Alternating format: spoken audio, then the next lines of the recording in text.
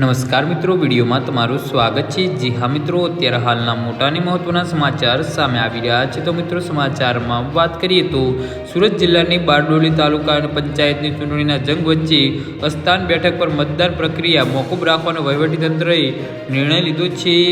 આ બેઠક પરથી કોંગ્રેસ પક્ષના અધિકૃત ઉમેદવાર તરીકે ચૂંટણી લડી રહેલા ધર્મેશ રાઠોડનું અકસ્માતિક નિધન થતાં કાયદાકીય જોગવાઈ મુજબ ચૂંટણી પ્રક્રિયા અટકાવવી પડી છે। જી હા મિત્રો, ચૂંટણી પંચના નિયમો અનુસાર મતદાન પહેલાં કોઈ સામાન્ય પક્ષના ઉમેદવારનું અવસાન થાય ત્યારે તે બેઠક પરની ચૂંટણી અનિશ્ચિત મુદ્દત માટે મોકૂફ રાખવામાં આવે છે। આ ઘટનાને પગલે હવે અસ્તાન બેઠકના મતદારોએ નવી તારીખની રાહ જોવી પડશે।